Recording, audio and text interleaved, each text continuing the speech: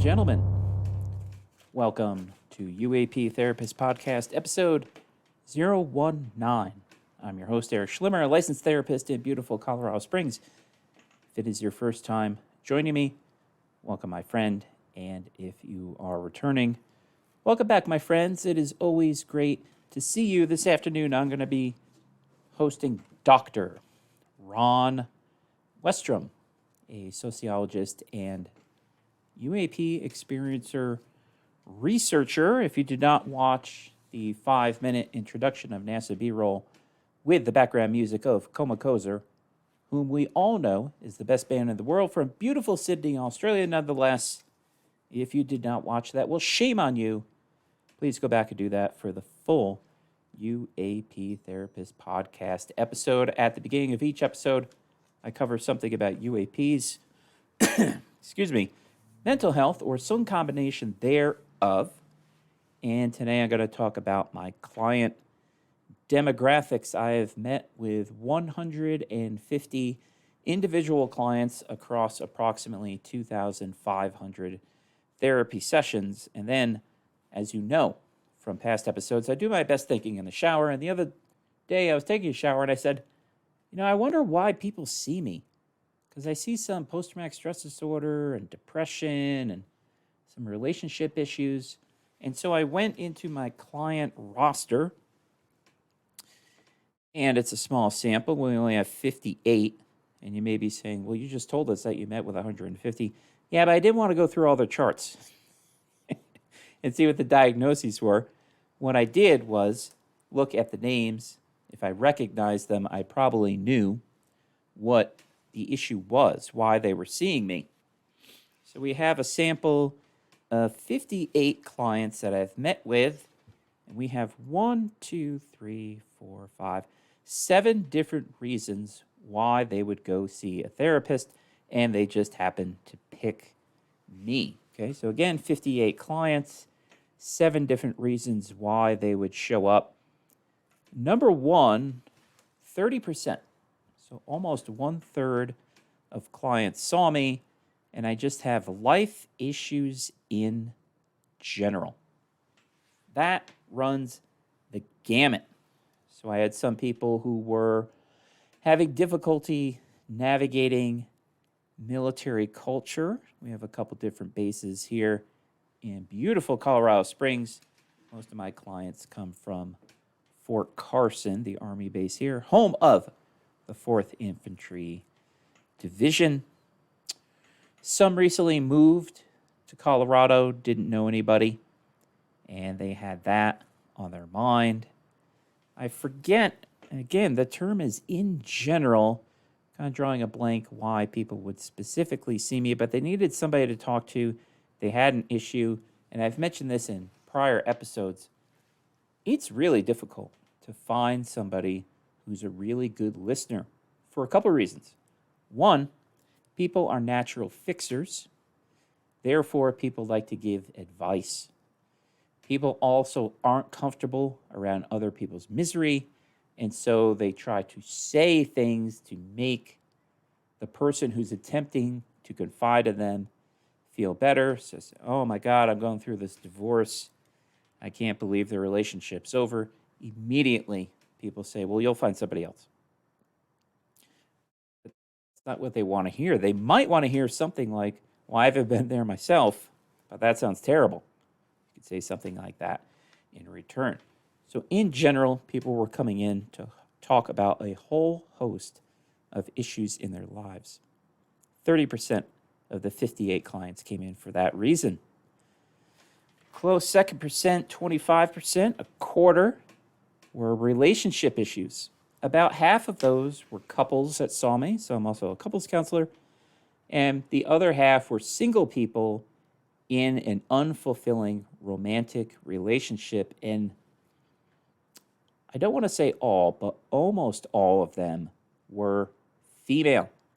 And I've done 2 different introductions, 2 episodes here, where I talked about what women want and the problems that men have. So, again, it's not a competition. Men have more problems and far more serious problems than women do. Not to say women don't have problems. It is not a competition. Do not kill the messenger.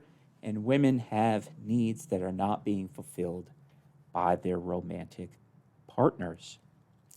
So we have life issues in general, relationship issues a close second, 13% anxiety. I've done another introductory segment on anxiety. Anxiety is about the future, and you can detect that in people's language. Excuse me. So I may say to a client, "What are you anxious about?" I hear responses in future tense. My husband's going to leave me. I'm going to get a horrible disease and die. I'm going to lose my home. I'm going to lose my job. It's predicting the future, and my definition for anxiety is excessive worry based on lousy evidence. We usually don't have evidence. There's really no evidence they're going to get a disease, lose their job, lose their home, spouse is going to leave them. They just have this feeling. It's that intellectual side of the brain giving them tremendous worry based on lousy evidence. We have a two-way tie here between poor decision-making and depression. We'll talk about poor decision-making first. These are people who got themselves into a bind and they do not know how to extricate themselves. I had a client who assaulted somebody.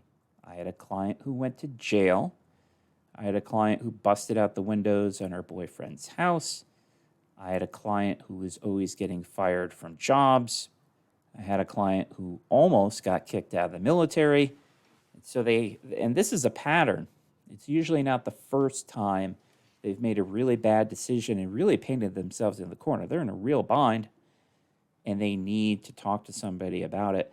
A couple of these were court mandated, and I usually don't work with court mandated clients because in general, when you're told to go to therapy, you're somewhat invested. When you go voluntarily, you're really invested. But the court mandated clients I had, one did not work out and the other two worked out just fine. So we have these poor decision-making habits, usually not the first time, and we need to cut that cycle.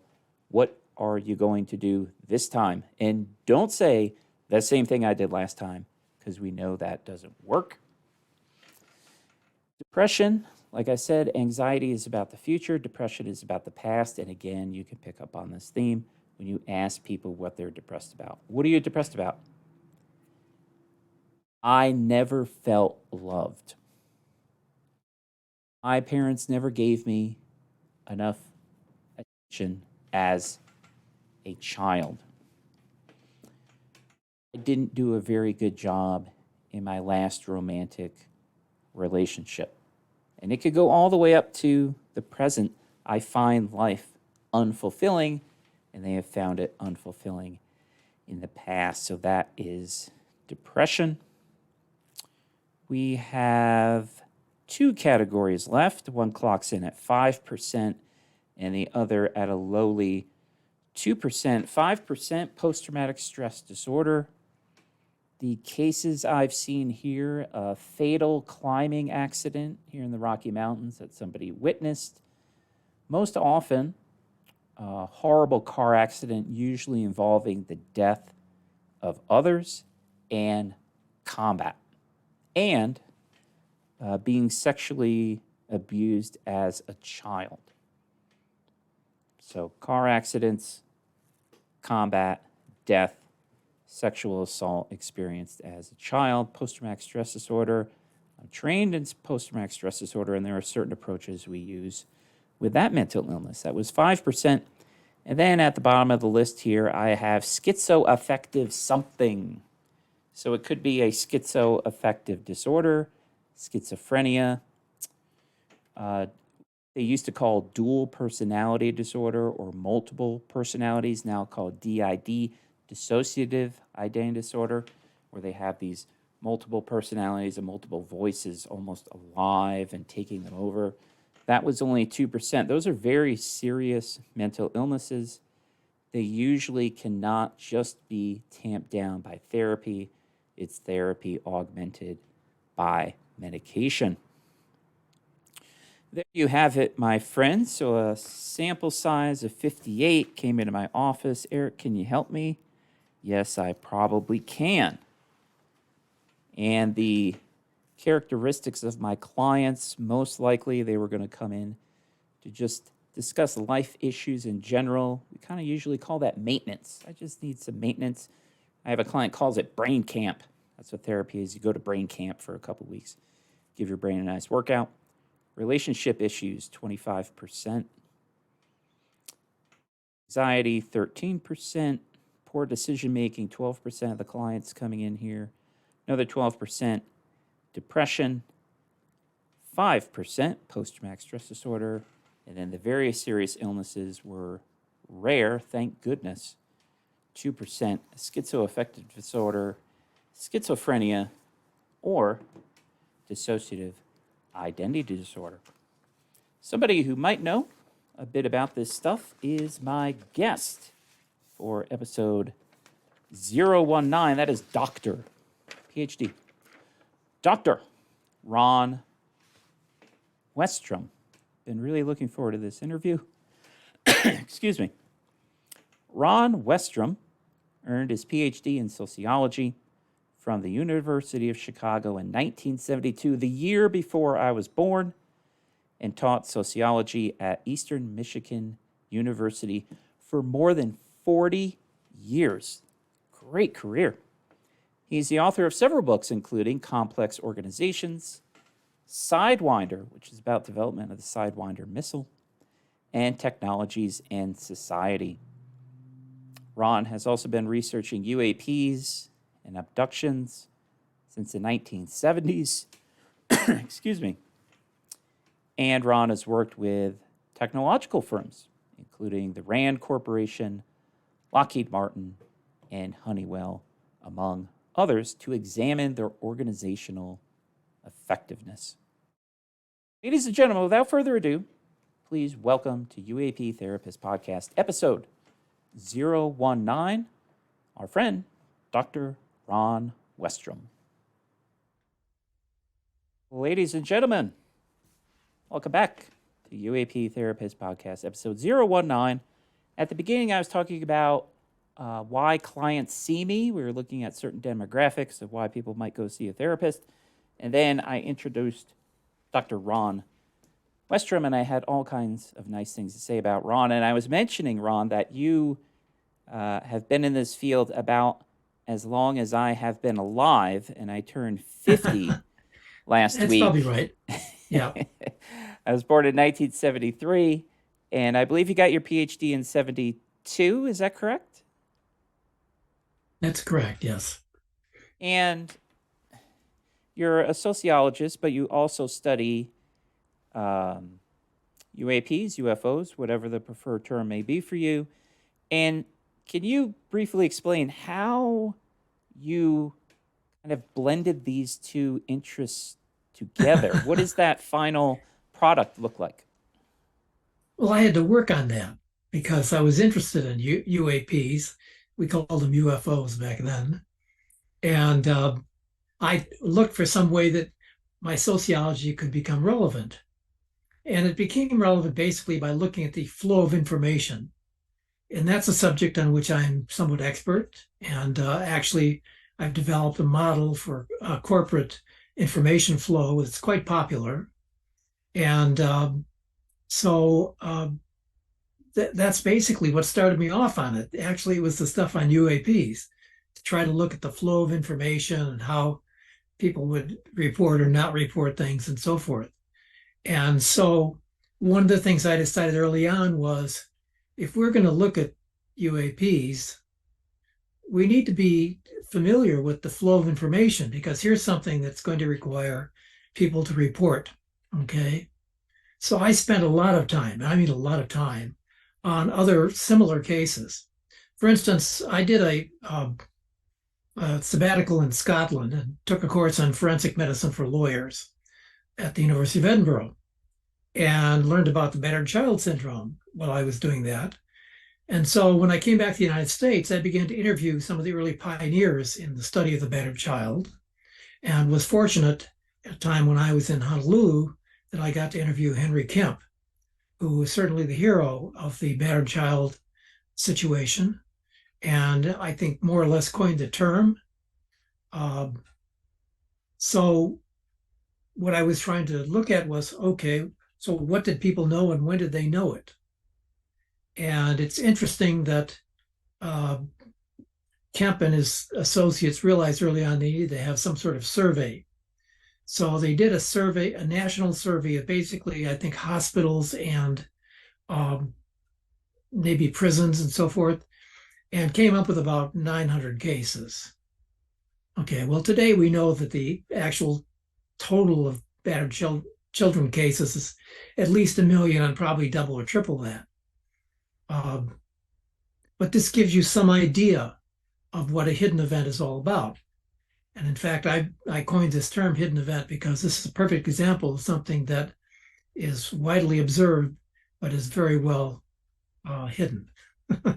And I would And actually, go ahead. I would presume hidden because of stigma. Well, there are a variety of reasons. It's also very much in the interest of the Air Force, or it was anyway, not to have these things reported. They felt it was a tremendous burden and did their best to slough it off. Um, and actually, this was the second thing that I investigated. The first thing I investigated was even more interesting. I looked at the meteorite controversy of the 18th century, and this involved reading a lot of documents in French and some in German, which I'm not very good at. But the basic point was, again, I was trying to figure out, okay, so what did people know and when did they know it? And who had these sightings, and then what were done with the sightings, and so on and so forth. And eventually I presented a paper at the Meteoritical Society, the people who study meteorites professionally, which was an extraordinary experience for me because I got to meet Nininger, the famous popularizer of meteoritics, and several other people who were quite quite expert. And it was a great experience for me. I gave the plenary lecture at the session, and it went over quite well. It's interesting, by the way, when I did that, the people knew about my other interests and forbade me to talk about sea serpents or UFOs. And I thought, well, hey, science really has to learn from its experience. If it can't learn from its experience, how is it going to get better? And that also points to another of my specialties, which is the sociology of science. And for many years, I edited a newsletter called Social Psychology of Science, and was able to talk to some actually very fascinating people in the process of putting together this newsletter. I won't go into that, but it's sufficient to say that there are a lot of people who are interested in social psychology of science. And some of them are really quite distinguished, much more distinguished than I am. It's a great pleasure to talk to them. At the beginning, you mentioned so somebody knows something, and then how are we going to share this information? And with UAPs, it would go through certain channels. Now, when you Right. first got into the UAP field, who could people tell? Like, was MUFON around back then? Was there anybody that somebody could tell? Well, actually, I think for me, MUFON came along about 1972 or so. And Walt Andrews was absolutely delighted that he could get another Ph.D. on his advisory board. At one point, I think I became the sociological advisor to MUFON, and that was very interesting. And I found out a lot of stuff actually. And at one point, I could say reasonably that I knew virtually everybody in the UFO business. This is no longer true, but it was interesting, and I got very involved in this, and a bunch of us would meet at MUFON conventions as sort of the bar or something like that. So there'd be Dave Jacobs, and in some cases Bud Hopkins, and other people who were similarly interested in research and wanted to get into this stuff. So that was, so what happened is then I became essentially a sociologist who studied the processes going on in ufology. And that's still actually my interest. And I did recognize one name, Bud Hopkins. Was he a medical doctor? No, He wasn't. Bud was an artist. He was a first-rate abstract expressionist. He was good enough so he did single-person shows at the Guggenheim and knew people like Motherwell and so on and so forth. A very, very smart guy, brilliant and charming. Um, quite an expert ufologist, by the way. Just to give you an example, Yeah. um, he his introduction to all of this was a case called the Obarski case, and it consisted of basically his liquor dealer, who didn't drink, by the way, was driving in New Jersey across from New York City, and as he was going next to a park, this UFO came down, and little guys got out of it and started digging up the soil. Well, Mr. Obarski was very upset about this. He didn't expect something like this to happen. And so Bud basically investigated his case.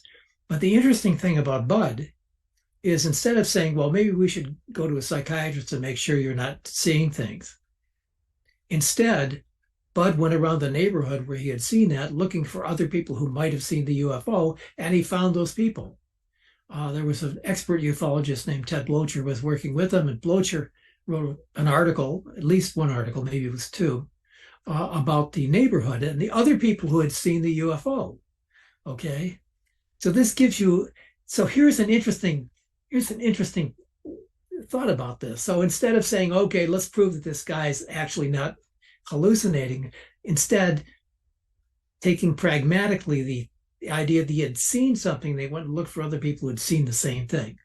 And this was a method that Hopkins used in other cases as well, a Brooklyn Bridge case, for instance, where he looked for other people who might have seen the craft that basically the Secret Service guys had seen the woman going up into the UFO.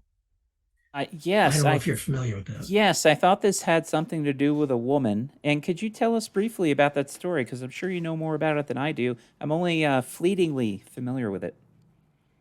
Well, it was written in, I'm trying to remember what the name of the book was, but Bud Hopkins wrote a book about it. And essentially what happened was the Secretary General of the United Nations was moving along whatever the road that's perpendicular to Brooklyn Bridge is. And in the process of doing this, his escort car with a couple security people in it saw this lady going vertically up and into this UFO, which greatly disturbed the two security people. They were quite upset about it.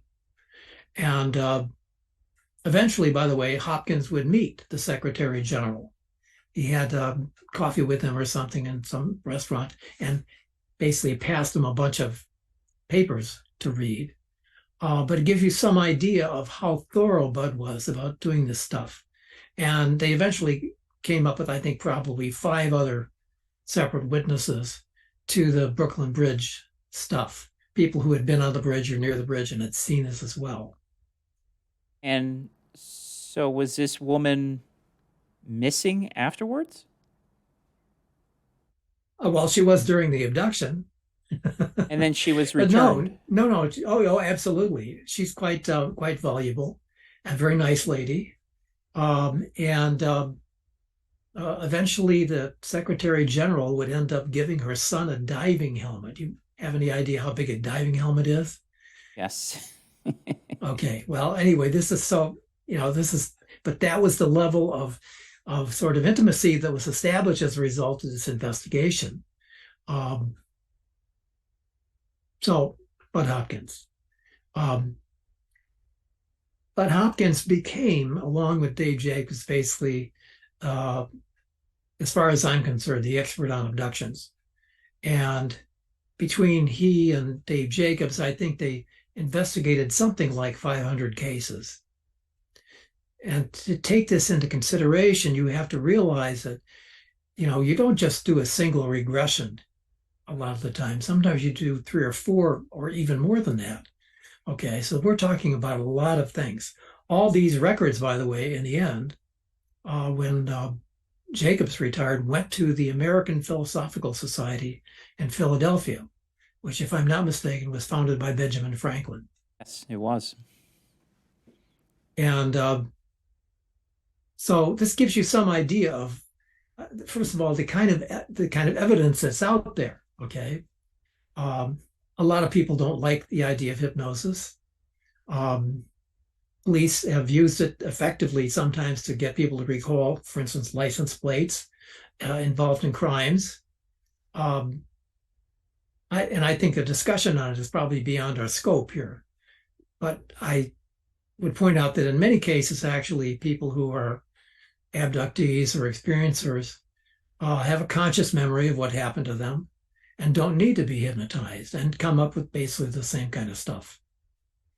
So it's not, hypnosis is not the only, you can't just say, well, they were hypnotized, so, it's all suggested to them. Well, no, um, but hypnosis can help. And I think that's an important point. At what point, when you started getting into this field very early on, did you develop an interest to talk to experiencers or abductees in person? Do you remember when you were given that opportunity and you just seized Yes, upon it? yes, that's yes, yes. Um,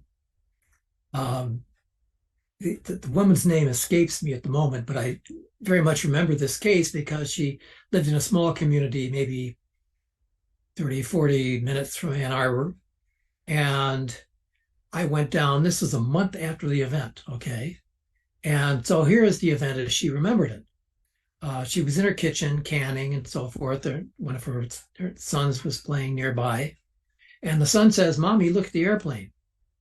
And she says, "What airplane?" Okay. Now, to understand what she walked into, you have to think about it looking like basically, fields in every direction. So she has the canning stuff still in her hand. She steps outside the kitchen door, and here against the barn is something like a 20-foot red sphere. Okay. Now you can imagine, by the way, how she felt. She was scared out of her mind. And then while this was going on, she said something about the size of a double bed that had pulsing lights like this came down and started talking to her. Okay. And she just absolutely flipped out. So a month after the event, when I went to talk to her, I sat in her kitchen for 8 hours. And to me, the fact that there was no food was very significant. But she bounced off the walls. I mean, I had never seen PTSD before. So this was my introduction to, this kind of syndrome. And her family was constantly experiencing poltergeist events, which I think were a result of her mental disarrangement. And eventually, another ufologist came by, a female, whose name was Iris Mock. And Iris hypnotized her and got her to tell the stuff that she wouldn't tell the guy, basically. And eventually, as a result of the therapy and the attention from people like me, Alicia, that was her name, Alicia Gruen, Alicia became very relaxed relatively about this and actually began to go on the radio and give broadcasts about her experience. But she said by the time her husband got home that night, she was sitting at the top of the stairs. It's 2 a.m. She was sitting at the top of the stairs holding a shotgun. And the dogs were this is what I was told, were going crazy. Okay, so was this an abduction case? Well, not apparently, but this is certainly a close encounter. And early in her life, she had had an abduction when she was in an orphanage. And she remembers looking, I mean, if you can see what the orphanage looked like, a bunch of rows of children's beds and so forth.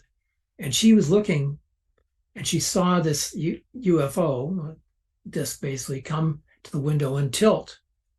And out of this UFO came these little people. And believe me, this kid was really again, was very just scared to death. Okay. So one of these little guys or gals came up and approached her, and she said, put probes to her eyes. Okay.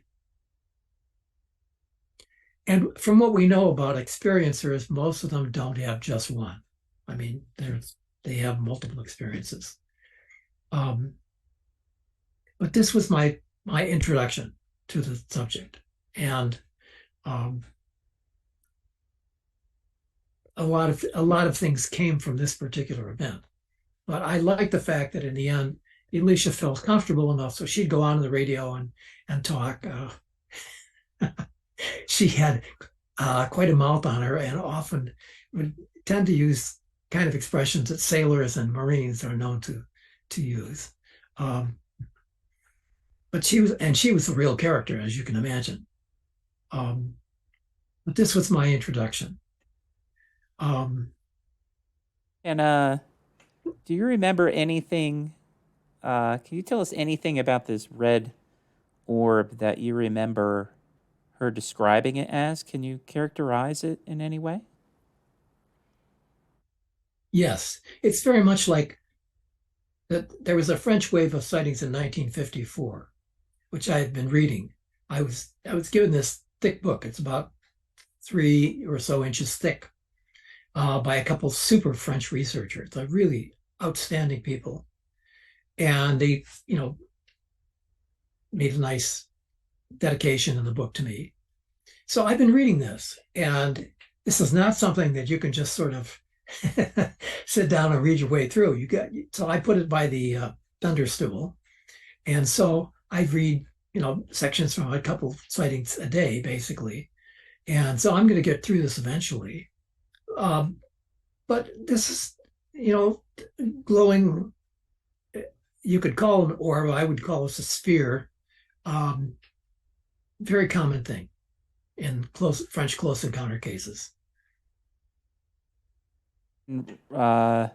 Red, orange. The color isn't important. Some of them are.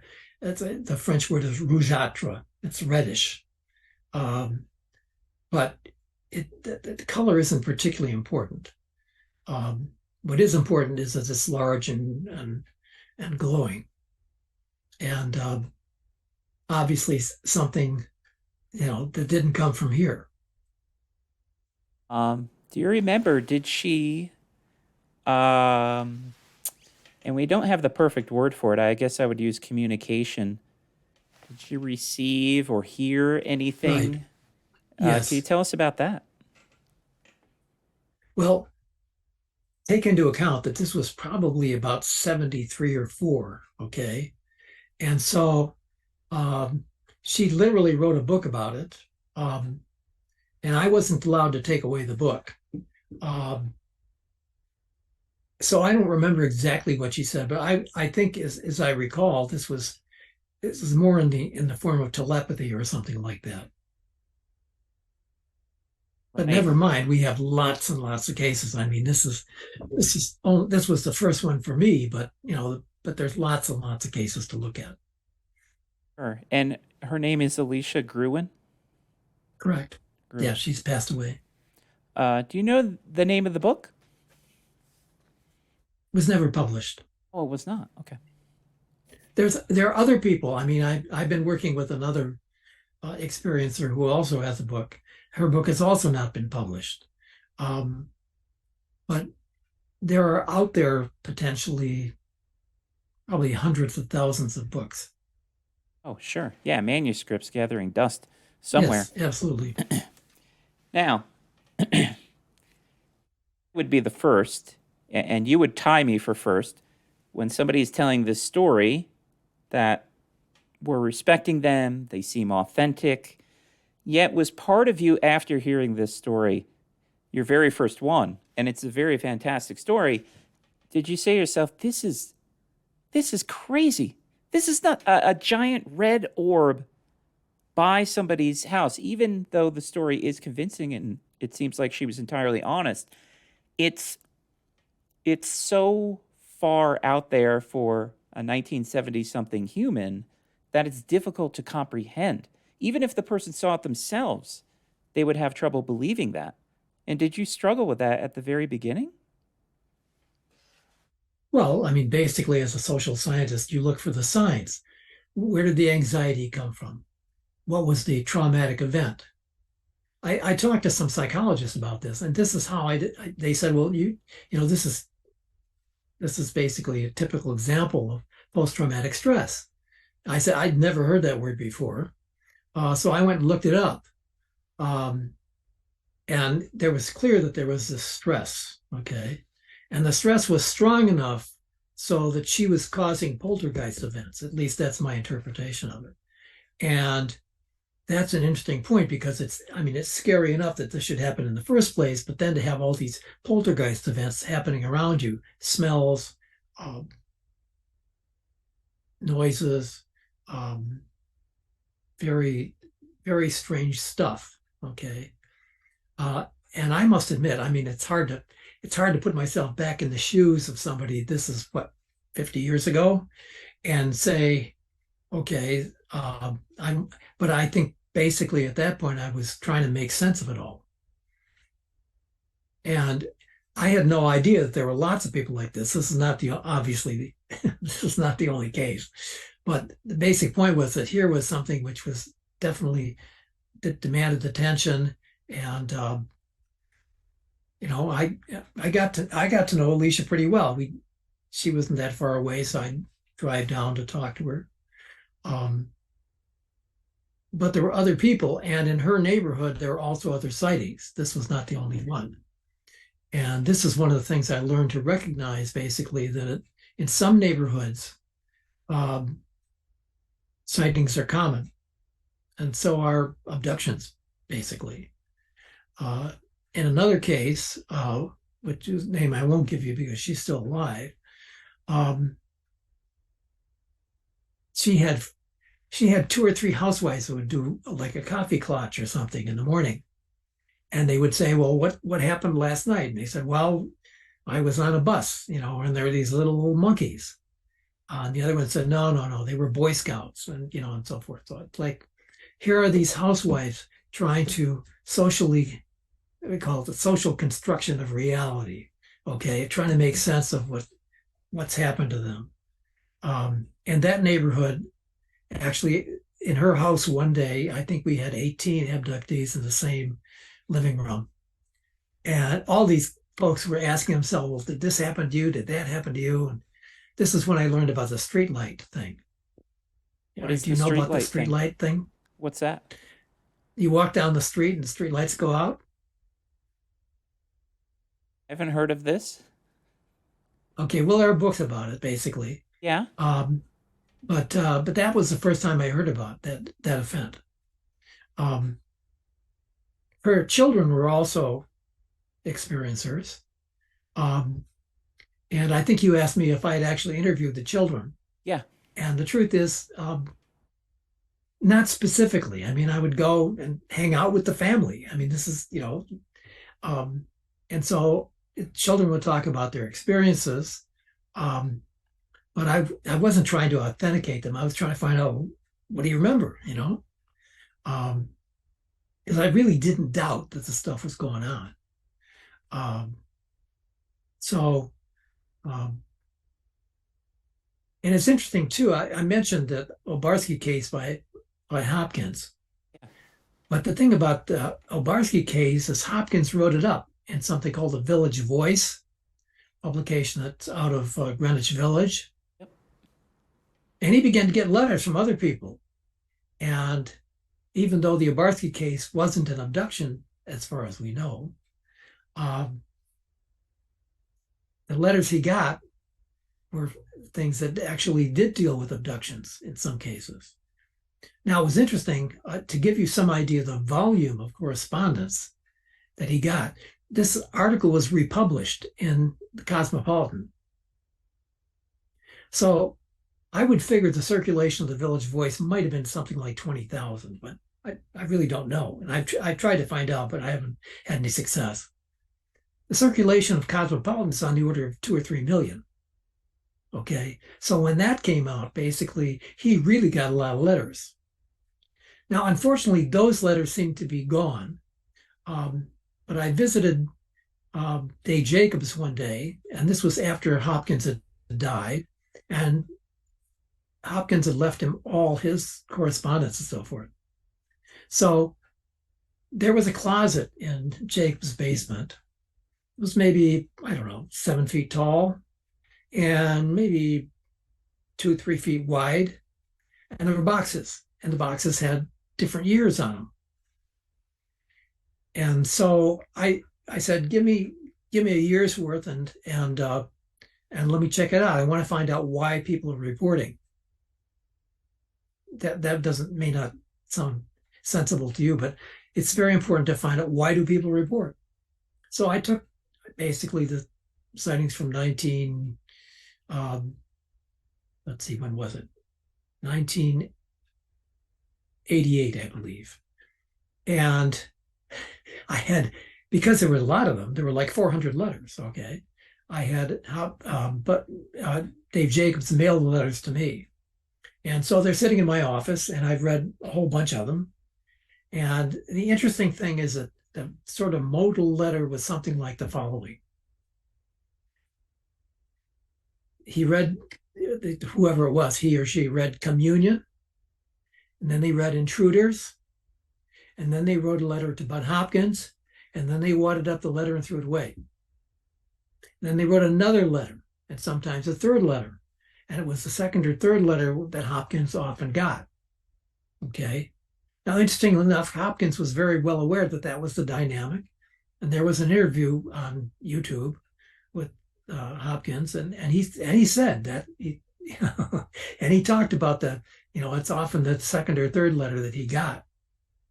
Now, of course, the thing is, you really don't know when people have strange experiences what the nature is, until perhaps you hypnotize a person. And this is what Dave Jacobs told me. He said, what people remember consciously may have very little relationship to what happened. And he said, it's only when you put them under that you can actually find out, what actually took place. Whether this is true or not, this is the opinion of somebody who obviously is an expert on this subject. And so I take it very seriously.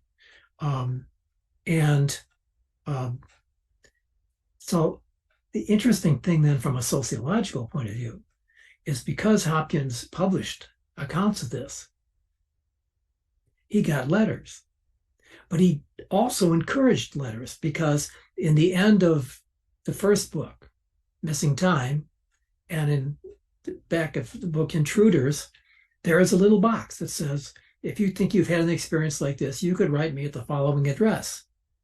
And he mentioned 3 addresses that they could send this to.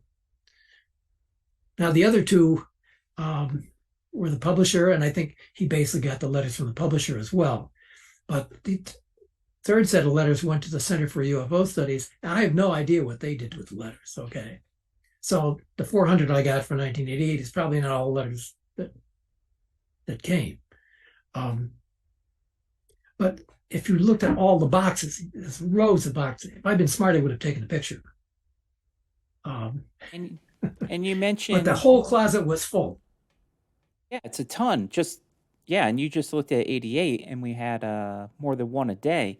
And so when you said these folks typically or often, I'm going to write a letter now, I'm not going to mail it, would they dispose of that first letter? I'm thinking right off the top of my head, they were like, this is crazy. No one's going to believe this. I'm not going to send it. Did they ever say why that pattern would develop?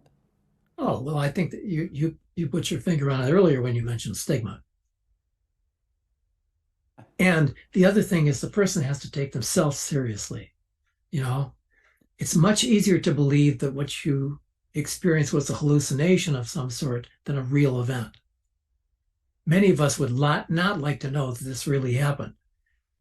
And the implication is it could happen again. And of course, in many cases, we know it does. So, yeah, I mean, I certainly understand that.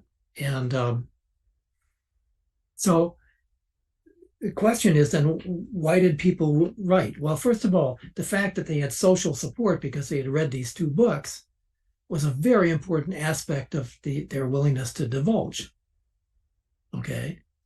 And there are other cases of this being an important factor, which if we have time, we'll get into. But basically, so if you look at the process by which people are encouraged to report, you realize that this may be the reason that the Americans have so many sightings and the French don't seem to have abduction sightings very much. Now, I went to a conference, I think it was in 2014, done by CNES, which is the French version of NASA. And they had a special UFO committee. And somebody got up and, I mean, this was a very, big event. Dick Haynes, Jacques Vallée, and so forth were there. And so somebody presented the paper saying, well, in France, there's only been like 12 sightings or 12 abductions. And I objected, and I said, how do you know that? I said, you're looking at a process, basically, that is essentially a social process of information sharing. Unless you study the process, you're not really aware of what might have led you to get information or not get information. And this was very important in the meteorite case, because scientists often are victims of what I call the fallacy of centrality. And the fallacy of centrality is this, is that you think, well, because I'm a big scientist, if this were really going on, I'd know about it. Okay. So in the meteorite case, I wish I could give you an exact quote, but this is close enough.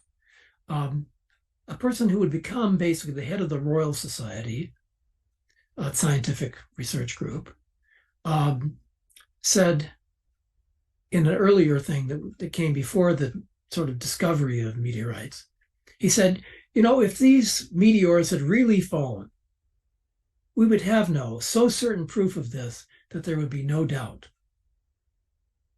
Well, we know that they had fallen, and when they did get them, the meteoritic stones, they often put them aside and say, well, this is obviously, this is probably something caused by lightning striking a rock. Literally, they said that. And one of the people who was on the committee who signed his name was Antoine Lavoisier, the father of modern chemistry. And you think, well, hey, Lavoisier should have known better. Well, of course he should have known better. But the problem is, when you're dealing with something that's new and different, it's very difficult to say exactly what it is. And knowing what to look for is a terrifically important item. Later, people who had larger collections of meteorites were able to show that the stones or iron or whatever it was, metals basically, had characteristic features. But it took a much larger collection to convince them. Here's another example from a meteorite thing. In 1790, in a region in the south of France where they brew Armagnac, a wonderful beverage, there was a meteorite shower. And meteorites came down everywhere. They hit slate roofs, they scared animals and so forth. I don't think anybody was hurt, but something like, I don't know, 600 or something that had fallen. And in a community, basically, I thought 2 days away by horseback, a scientist named Saint-Amand wrote to get a sample of these stones, because he said, I'd like to know this really happened. So they sent him a sample of the stones along with a signed paper by several community influentials. And they noted that probably, as I recall, something like 200 people could have signed the document indicating that this was true. So what was the scientific reaction to getting the actual evidence? The scientific reaction on the part of Saint-Amand was to make fun of the people who had this experience. And he said, if it's bad enough that somebody sees a rock fall from the sky, here we have a whole community basically testifying to this absurdity, this absolutely physically impossible event. However, in France, within about 2 decades, the whole situation would be reversed, and another meteor shower in a place called L'Aigle, would get an investigation from the French Royal Academy of Science, and essentially create a situation where meteorites became scientifically acceptable.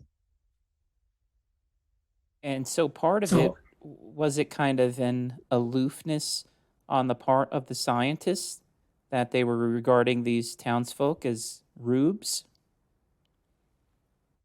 Yes, I think that there's scientists unfortunately have some sort of difficulty taking reports of strange things from the public. And so in the sea serpent case, which is, I think, perfectly parallel, and I can tell you some stories about that. Basically, you have marine scientists who would say something like, well, I'm sure there are unknown creatures in the sea, but they surely don't look like what people saw.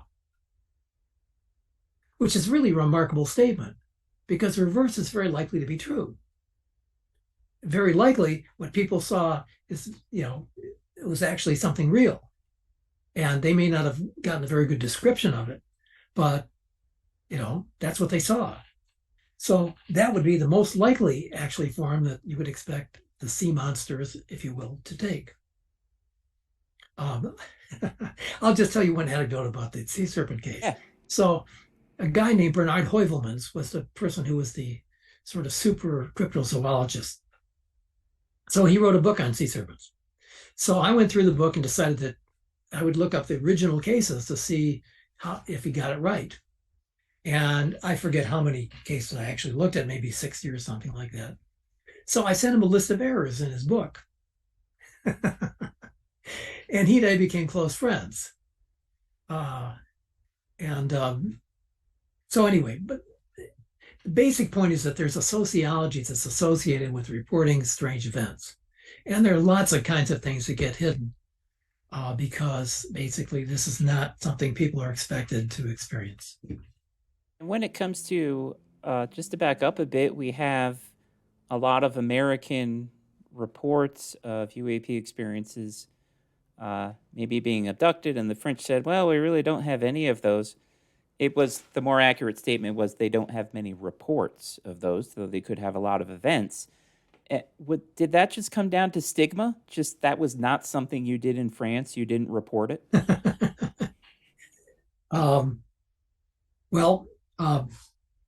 When I presented another paper basically last year and to CNES again, and this time I gave them a model.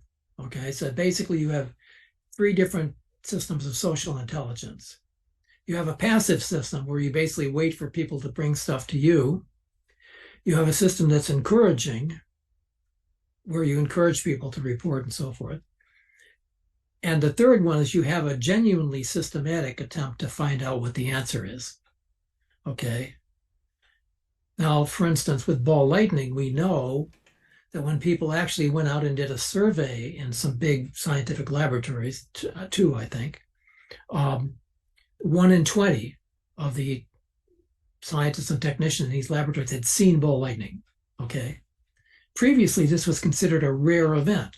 Well, I don't know whether 1 in 20 qualifies as rare or not, but the basic point is a survey is a far better instrument for finding things out than waiting for somebody to truck the goods to your door.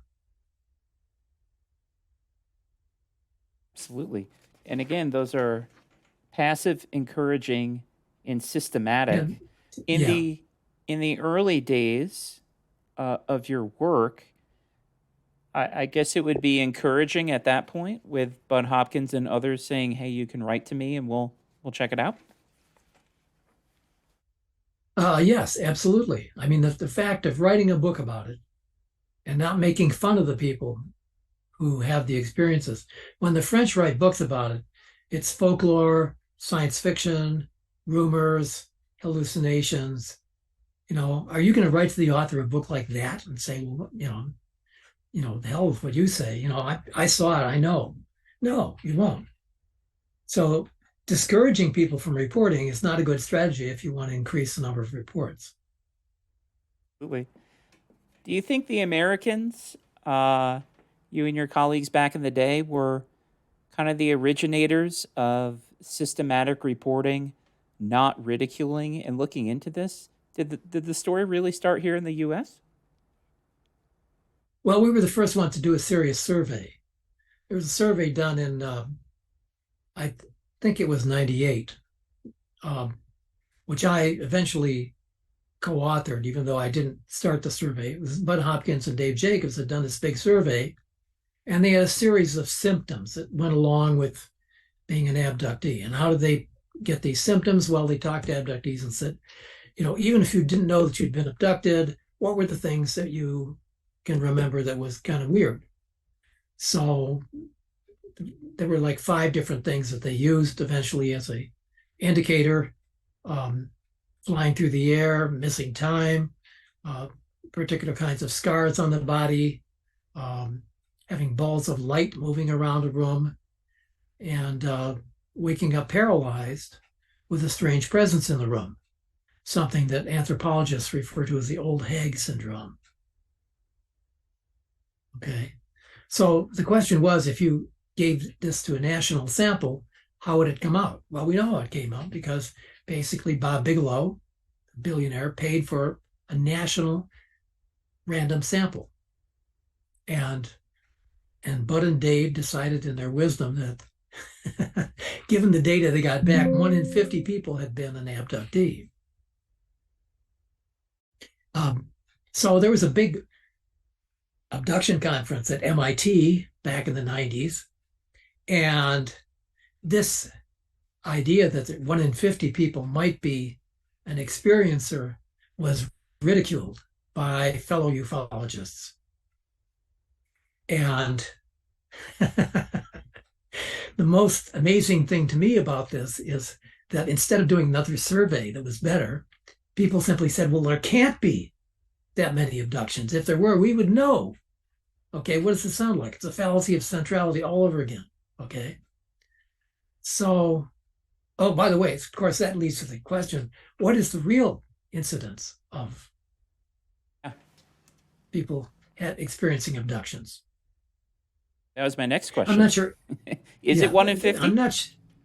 No, it's higher than that. It's about, my guess is 1 in 25. That's incredibly So high. why do I think? Yeah, Yes, 4%. Yes, and probably, and people can argue with me, and that's fine. I think my question is, what's the data that you've got? And so my data comes from basically 3 sources. So one of them is there was a lady whose name was Debbie, who is the featured sort of hero of Bud Hopkins' book Intruders. So I met her at a conference one time, and I said, well, homosexuals can detect other homosexuals. Cops can detect other cops. Criminals can detect other criminals. Can abductees detect other abductees? And she said, yes. So I said, well, how do you do that? She said, you look at their eyes. And actually, when I saw her a few months back, basically she said, no, what I meant to say was if you look them in the eyes, you can get a better idea of what's going on.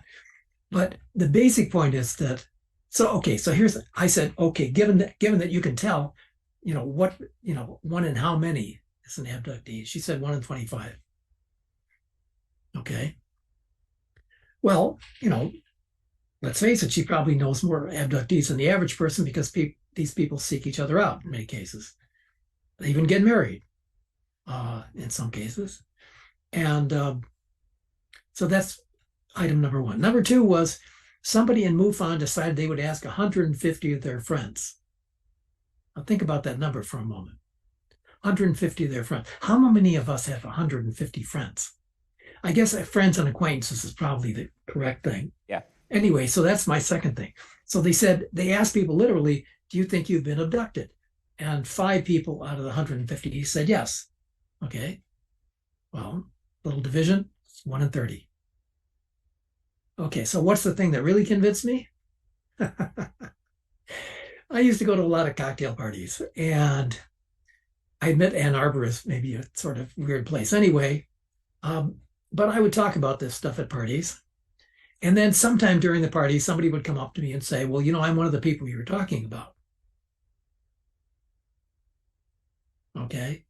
So how many parties did this happen at? At least two that I can remember, but I think more actually. Um, but the fact is this is much more common than actually seeing a UFO.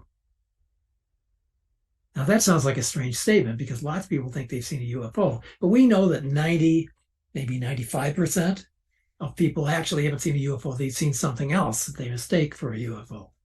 The real UFOs are much more rare. Now, could we live in a society where 1 in 25 people is a experiencer? Well, I think we do.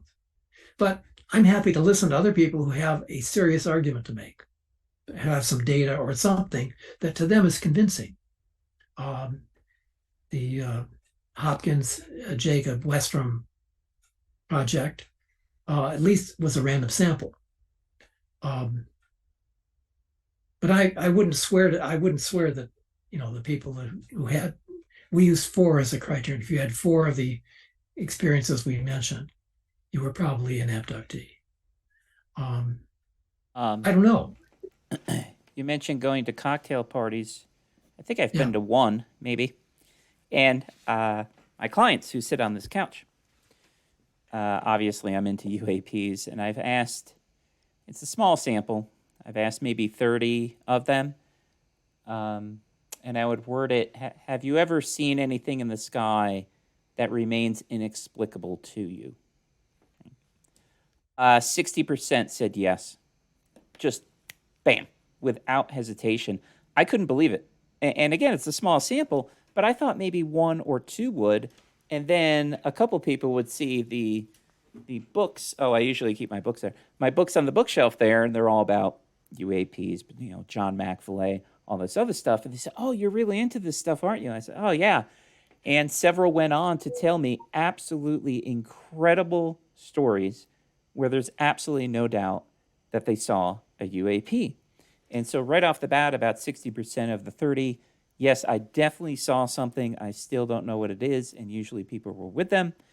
And then maybe about half of those went on to volunteer a very, very convincing story. Now, that would lead me to the question, let's just say it's 1 out of 25, okay? It's about 4%, and that is a lot of people. Do you or anybody have a theory why on earth would you need to make contact with that many humans? You would think whatever the reason is behind abductions, that you could get the job done by just maybe visiting a couple hundred or a couple thousand. To be such a massive number, why is that number so big? What purpose would it serve? Well, I think basically Bud Hopkins was the first person to offer a reasonable account of why that was probably true. Because basically, if you're just observing humans, it doesn't take many to put together a pretty reasonable sample. But if you're doing something else, then and to think about the amount of effort involved in this. I mean, there was somebody who calculated the alien abduction workload. I can't remember who it was, but some wag basically put this together and said, so how many how many trips would it take? And I don't remember what the answer was, but it was certainly a very disturbing answer if it was correct. But yeah, so I think if you believe that there's some sort of breeding program going on, which is very likely given what people tell and told Bud Hopkins and Dave Jacobs, then absolutely, I'm very pleased that I'm not one of these people. I mean, this is a great sense of security that I have about this. However, obviously it could happen. And it's interesting. There's this book now that's called Out of Time. Have you read that book? I'm not familiar with that. It's by Steve Aspen, which is like the community rather than the congressman. Um, and Aspen is an experiencer. He's also a ufologist. And his argument is basically that the breeding program sometimes has other people who get abducted as a result of being with somebody who's part of the program. But these people are not re-abducted. They have had basically an accidental abduction. And so, they're not going to be re-abducted. Whereas the people in the breeding program typically are repeatedly visited and repeatedly interfered with. So if there is a breeding program going on, which I think is strongly what the evidence suggests, that's a lot of contact. And of course, the issue is, if there is a breeding program, what does it do? Well, Dave Jacobs actually has an answer for that. And his idea is basically that they're creating hybrids. And without going into any detail, I would just say this is something that I think needs to be confirmed by other people than Dave Jacobs. But I think here is a potential situation where essentially, if there are hybrids that are being created, what's going to happen to us, the rest of us who are not hybrids? Because from the evidence that we have, hybrids can do things that the aliens seem to be able to do themselves. I mean, they can literally control people by looking into their eyes, for instance, which is disturbing. And if you look at basically car chases and things like that, they're able, obviously, to control people at a distance.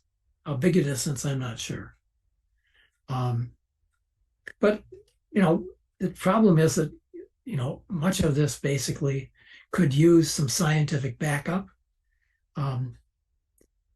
Dave Jacobs is a historian. Hopkins is an artist. It would be nice if we have people who are biologists who are doing this.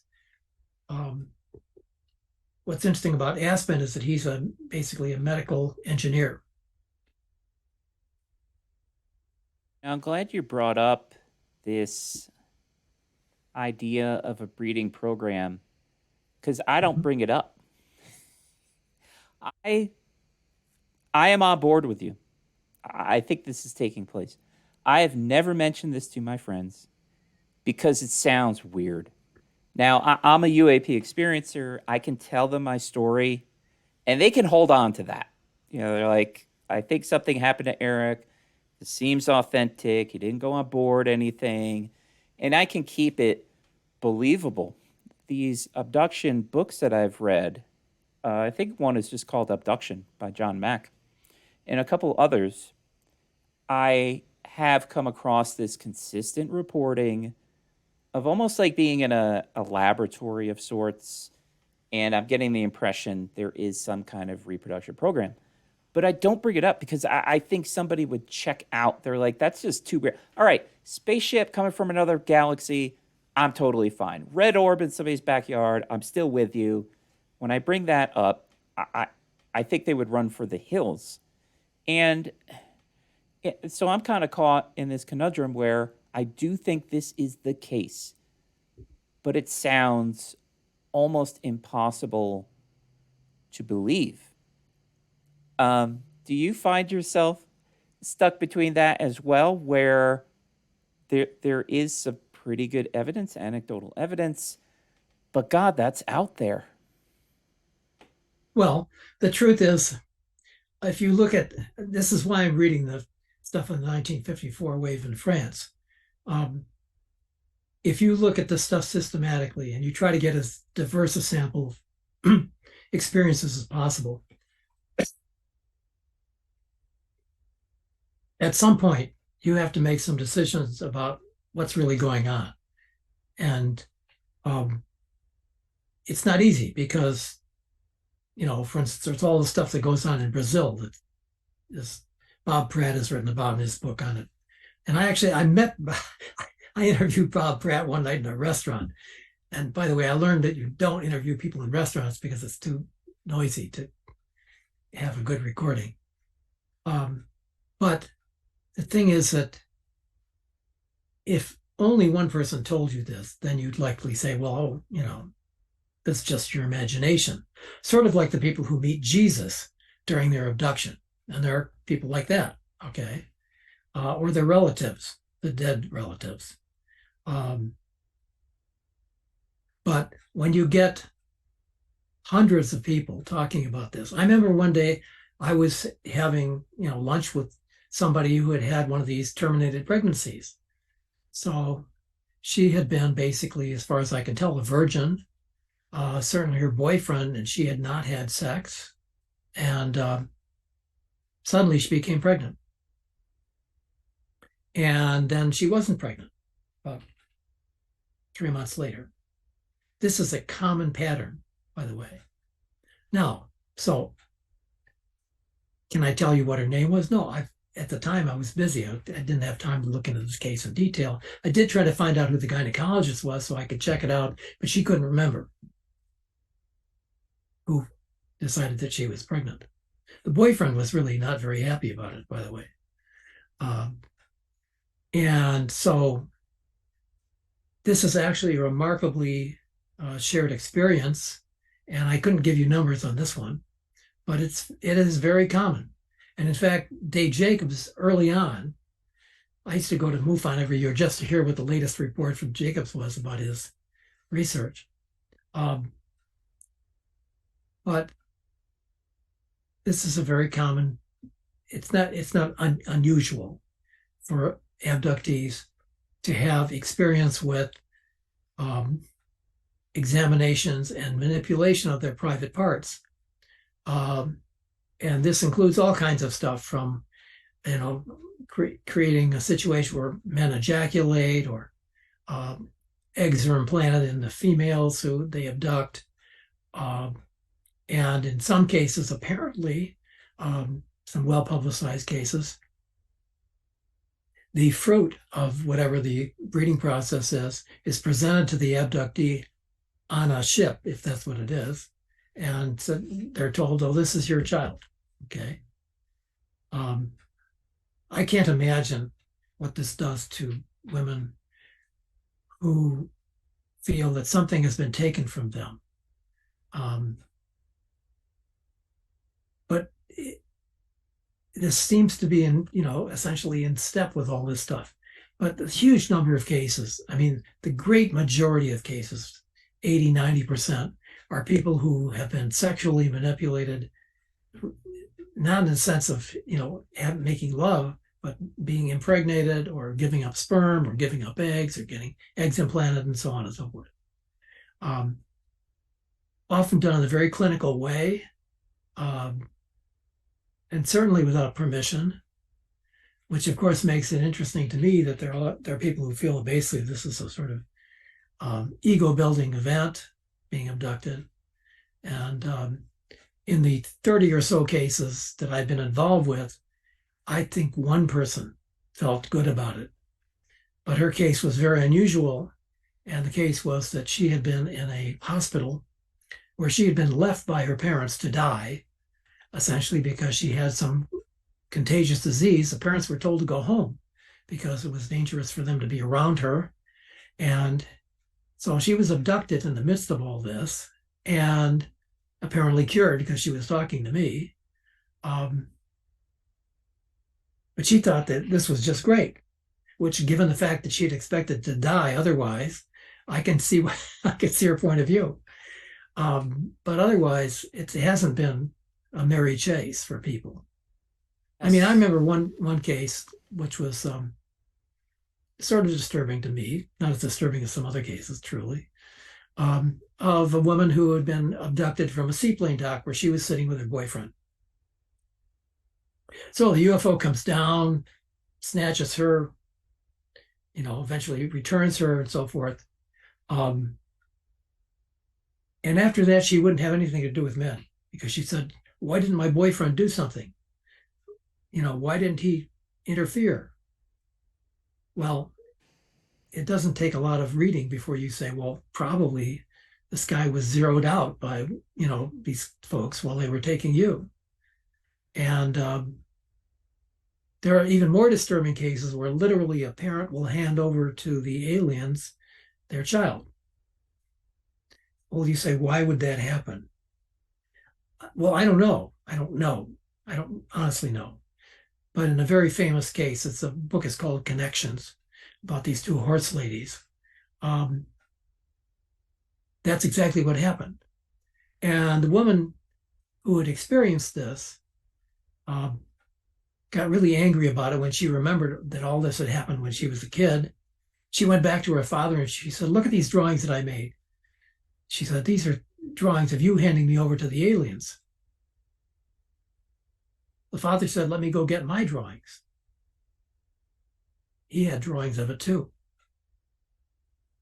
Now, is this true? I mean, I don't know a lot of cases like this, but if it is true, then there's an interesting part of this that we need to realize. And so the thing about this is, of course, how do we know that this stuff really goes on? Because you could literally read a book by Susan Clancy and it says, this is basically why people come to think that they've been abducted.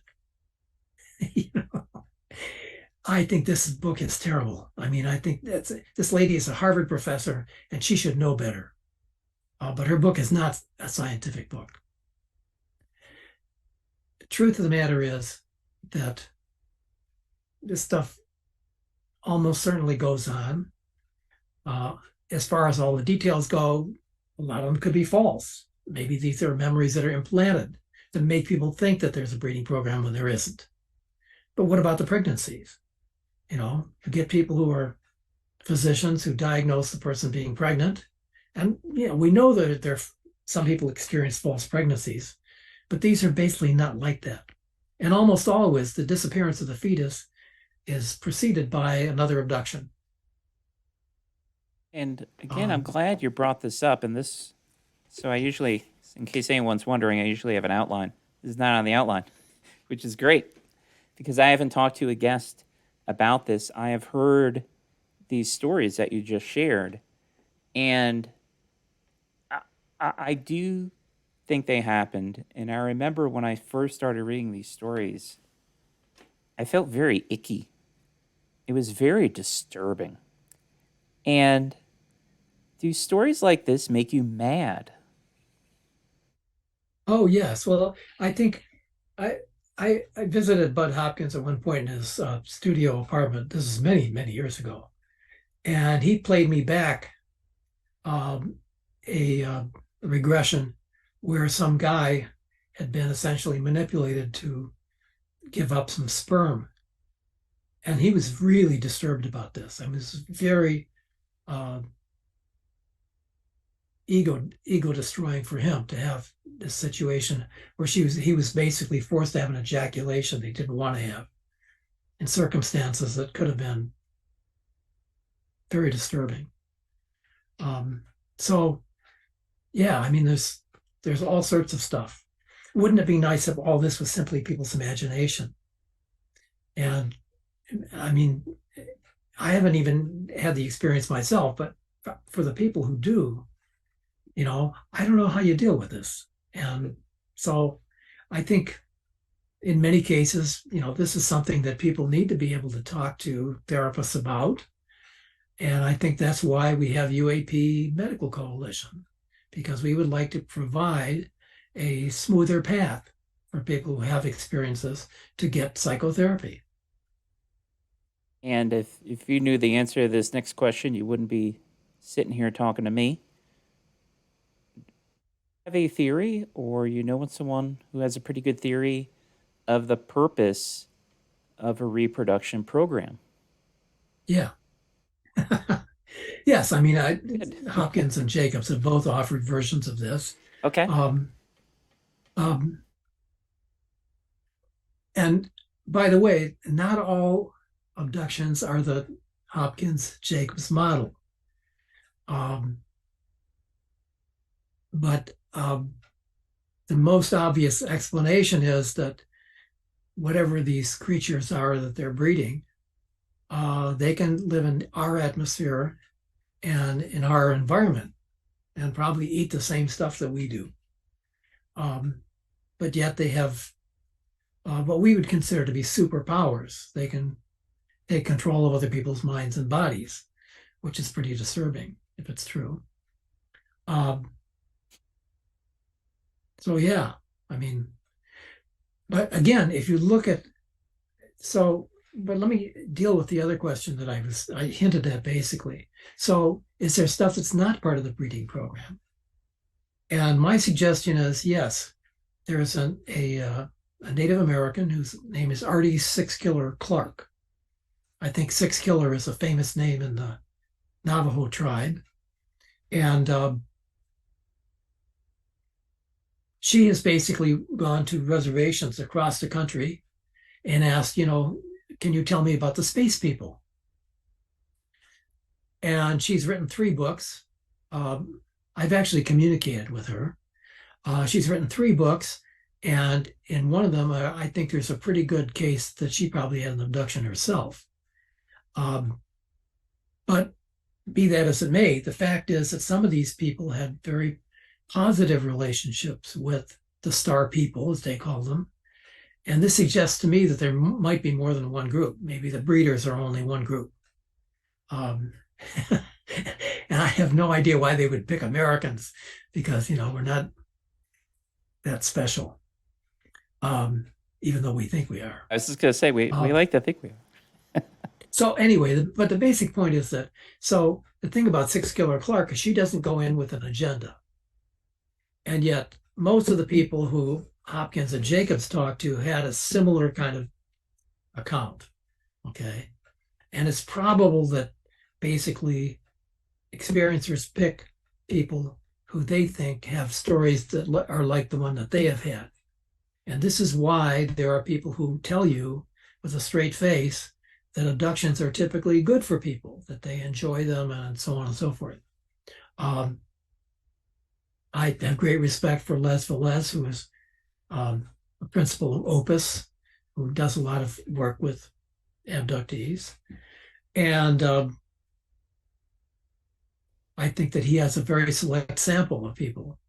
And I think Opus particularly tends to attract people who have had a positive experience. Okay.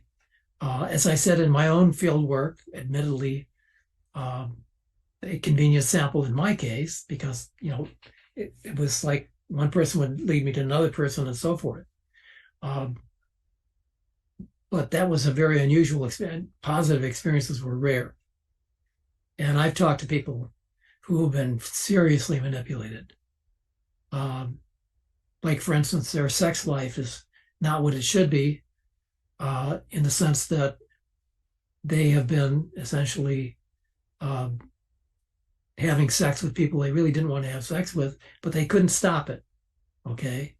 And as a result, basically, they have a very sort of weird attitude about this because here is something which is clearly some sort of manipulation. And one person wrote me and he said, such and such friend of mine and I have been encouraged to have sex together, but, we don't want to. We're not the kind of people who have affairs. And but the aliens seem to want it. Well, anyway, whether that's common or not, I don't know. But the basic point is that there's a diversity of abduction experiences. And some of them are maybe positive. Or even we have people, according to Les, basically, who start out with a sort of negative attitude, but in the end come around with the idea that maybe this is a character building after all. Or people even miss being abducted, because sometimes the abductions seem to stop. Why is that? Now we've examined this possibility of a reproduction program and why it would take place. My favorite thing, if I may, is the interior of UAPs. It's because I think you could tell So if you went into my house, you could tell a lot about me if I'm not there. You could tell a lot about my office, whether I'm here or not. And the interiors I find particularly interesting. It's my favorite part of abduction stories. Can you share with us what you've been told about what people are seeing in there? And is there a pattern that emerges, a certain shape, a certain size, a certain color, anything like that? Do you read science fiction? I was in high school, H.G. Wells. Okay. Okay. Well, so Robert Heinlein, who's a very well-known science fiction writer, has a story called The Curious Profession of Jonathan Hoag. And in this story, you get the thing that is most common in abduction stories, namely that there's a table that the abductee is on, and there's a light overhead, and the room has often a round quality, like you're in a dome or something like that. That is so common that, as Dave Jacobs says, you fall asleep when people start talking about this because this is typically how it is. Okay. Now, the nature of the light or the apparatus that's above the abductee varies. Okay. And, we'd like to be good scientists and say, well, okay, how could there be different descriptions of this apparatus if it's all the same apparatus? And the answer is maybe it isn't. The same thing is true of the abductors. Are they grays, or are there, the sort of mantis types, or the Nordics, or whatever you pick, reptilians? But the thing that really interests me the most is that people often say it was bigger inside than it seemed from the outside. Okay. That's weird. Okay. Because we tend to think, well, hey, whatever the outer skin is, that gives you some idea what's inside. But I think if you look at abduction cases very carefully, with the blue pencil or something like that, you'll see cases where people say, okay, it didn't look that big from the outside, but once you got inside it, okay. So what does that mean? Are these people capable of altering the look of things, like what it looks like from the outside? And how do they do that? And why did they do that? And so on and so forth. Okay. I don't know the answer. Yeah, I've heard of this as well. I think it was Stephen Greer was recently speaking about this, and someone told him that it was about a 30-foot diameter craft, and they went inside. They said it was the size of a football field. And Yeah. I don't know if this is true, but I've heard this as well. The the the radius of curvature. So I'm sure you're familiar with Bob Lazar. Bob Lazar is the one who got me into all this. I love his story, and what a lot of abductees and Lazar were saying is everything. He said it's kind of like a if you took a wax model and melted it. There are no right angles, or no sharp edges, no rivets, no nothing.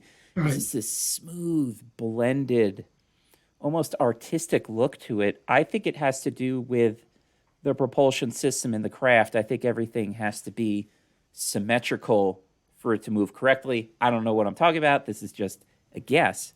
He also noted, and I thought it was very interesting, not because of what he said, but of how his mind works. And we would say the same thing. He made it a point to say, there's nothing in there you would recognize, nothing personal. So there's no artwork, there are no photos. And then when it comes to how this thing may operate, there's no levers, pedals, knobs, screens, dials. It's just two seats. That's it. Which leads me to believe that I think these are flown telepathically. I don't think they have controls or anything like that. I think it's flown telepathically. Now, that was a lot. Are you familiar with any stories where somebody saw something that was unique, something that stood out? Oh, So yeah. I always hear these stories of tables, the overhead light, and the light's like kind of different. They're not sure if it's in the ceiling or what. It might be bigger inside. The radius of curvature. Were people seeing something specific that really caught their eye? Well, the interesting thing about the Heinlein story is that this guy, Heinlein has a lot of abduction themes in his stuff. There's a book called The Puppet Masters, for instance, which is an interesting book from this point of view. But in this story, The Curious Profession of Jonathan Hoag, he talks about seeing his wife on the table and these people or things who are around the table. Okay. That is so common. And as far as I know, Heinlein wasn't an experiencer. He never said anything about it if he was. But this is by far not the only example of this. And there are other parts of the story, which I'm not going to go into, but suffice to say are also very much like things that abductees tell us. I think what we see in the interior is, I don't know why it's different from the outside. I mean, I think the truth is that probably the outside is disguised in some way. And 30 feet is a good common dimension. But of course, these things come in all sorts of sizes. When I was on the Yakima Indian Reservation, this one guy told me a story about being in a trailer. And in a field nearby, I mean, like maybe 600 or 700 feet away, this thing about the size of a small blimp, maybe a couple hundred feet long or something like that, comes down. So this guy's, like a lot of rural people perhaps, decides he's going to take a shot at this thing. He grabs his gun and he gets an unequivocal message: we will vaporize you. He puts down the gun. There are other cases I know where literally the object was overhead and somebody pulls out a 303 Enfield rifle and clicks the bolt. And all of a sudden the thing overhead starts going duck, duck, duck, duck, duck, duck, duck, duck, and the guy drops the gun and runs in the house.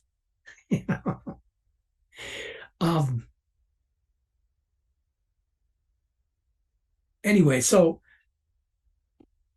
the difficulty is that there's all sorts of parts of this that doesn't collate with the idea that we're dealing with something that's mass produced, something that's very similar to what we have. I'm not even sure it's a spaceship. I think it's a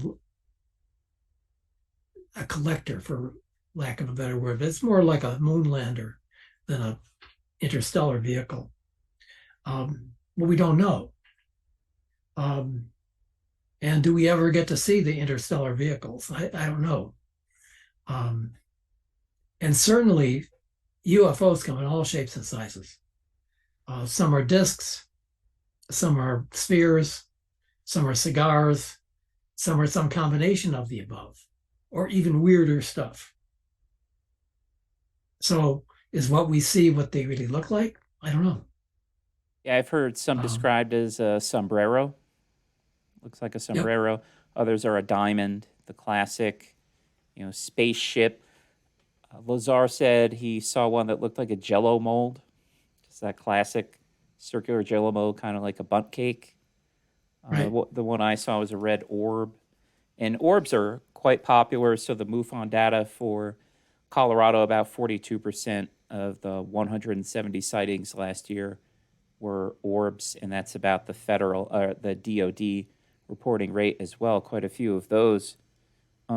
Correct me if I'm wrong. I've been going around saying this because I'm very confident in this. I have never heard a story where, and I just call them UAP occupants because I don't really know where they're from or who they are. Whatever we want to call these beings inside the craft, I have never ever heard a story of one communicating verbally. Have you? I would have to think. Nothing comes to mind. The most common thing is that you hear what they're saying in your mind. Okay. And the interesting thing, they seem to be able to go into our minds and put stuff in there. And obviously, they can make us see things that are not there, like the 6-foot owl that doesn't have any wings and stuff like that. Um, there's a lot of weird stuff in them, and if we start talking about the cryptids, that's a whole other area. Um, when I was on the Yakima Indian Reservation, this older woman told me a story about taking some kids berry picking up on the mountain,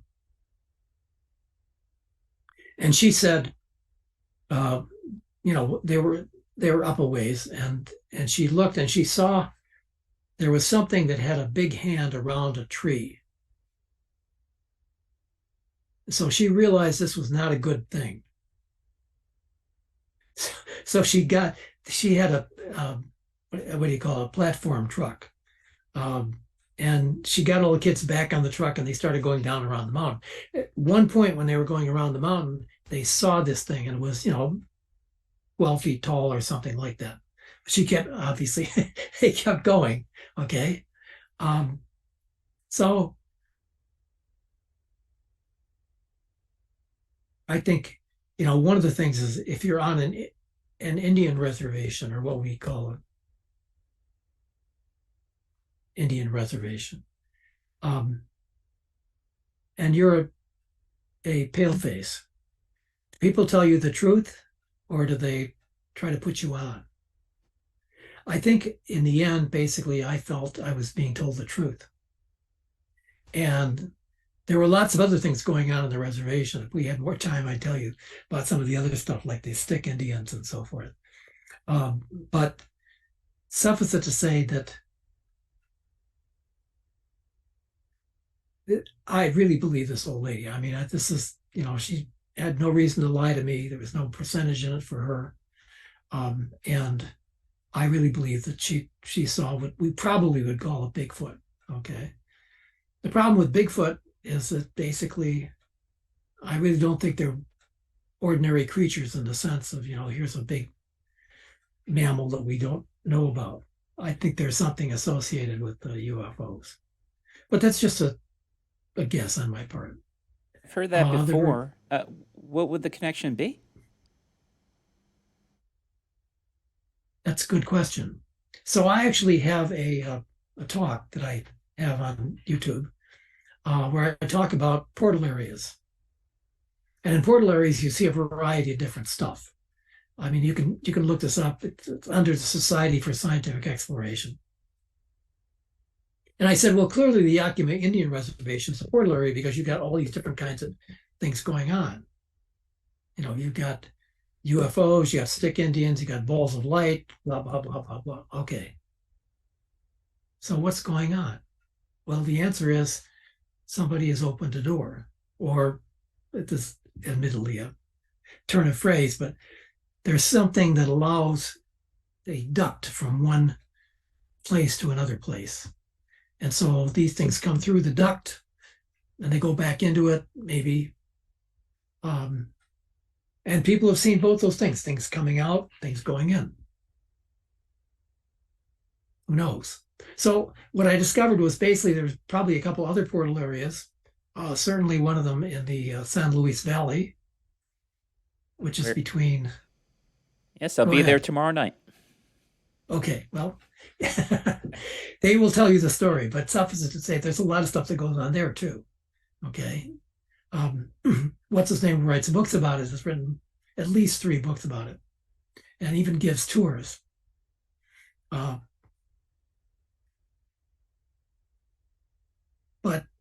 once you think about portal areas, and it's interesting, the movie Contact has portals in it, okay? And once you start thinking about portals, you realize you don't need the interstellar craft. A portal is a far more efficient system. How it works, I have no idea at all.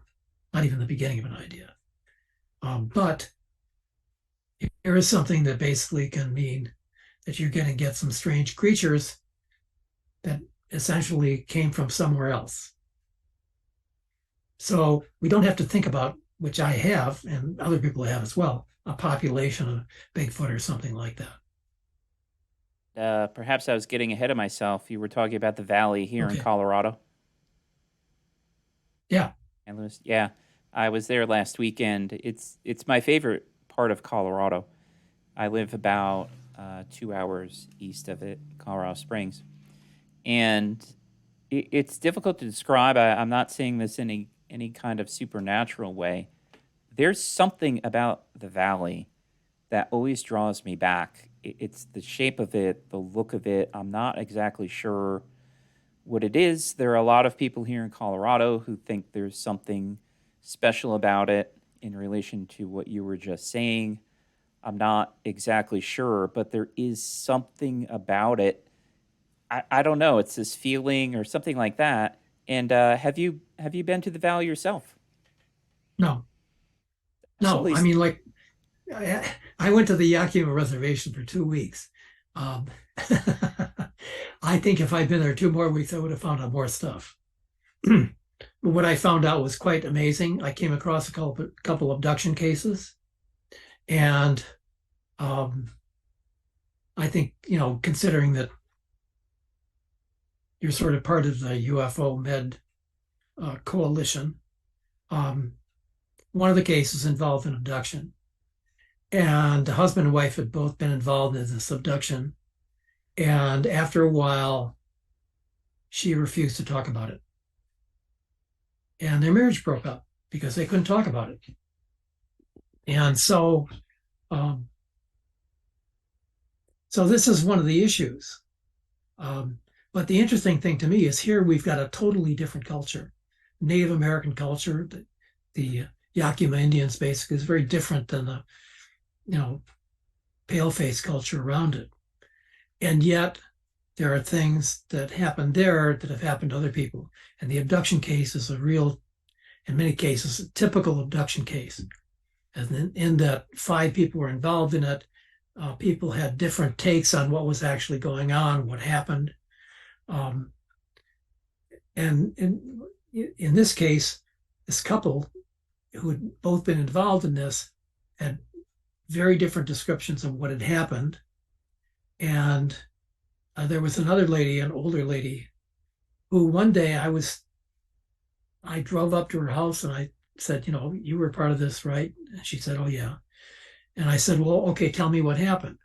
So while she and I were talking, um, up drives her husband. And the husband says, well, what are you talking about? And I said, well, UFOs. And the husband says, well, that's very interesting because we were at, Norma Kurtz's house last night. And, the discussion was about UFOs. And basically, you didn't say anything, he said to his wife.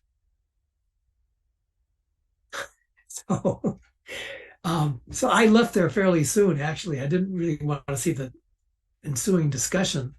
But the interesting point is that she had not told her husband, and certainly not even told the group that was at Norma Kurtz's house and, trying to sort this all out.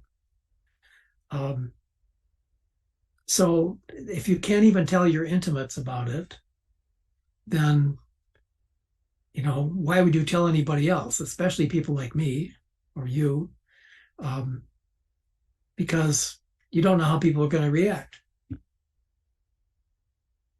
I know, if I may, in relation to my experience, I was very careful who I confided in.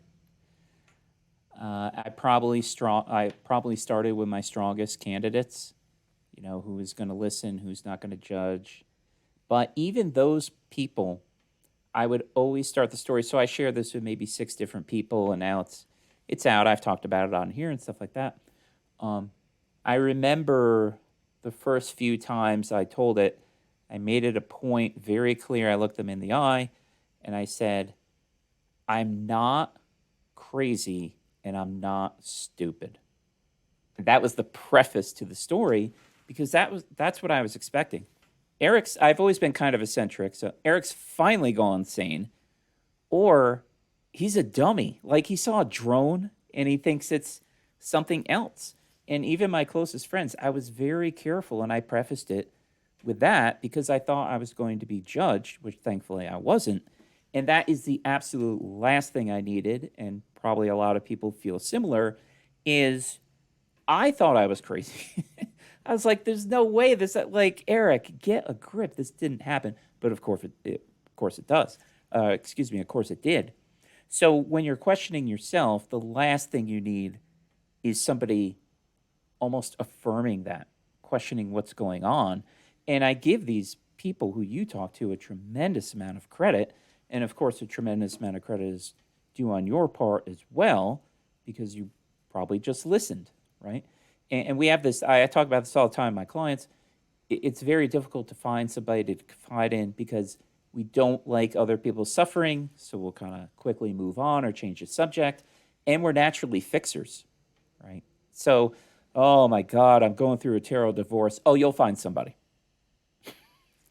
That's not the point of this conversation. I want to tell you how bad this sucks. Can you just sit there and listen, right? A lot of people have trouble listening. They do. Yeah. And, reading the book that this woman wrote, Alicia, um, she said when Dr. Westrum came, she said, finally, I got some answers. Well, I don't think I had any answers, certainly not then. But the fact is, we would all like to have somebody that we can talk to and who can help us deal with whatever it was, whatever that might mean. So, um, but I got this hidden event definition from a book on near-death experiences, which they used to think were basically very, very rare. Okay.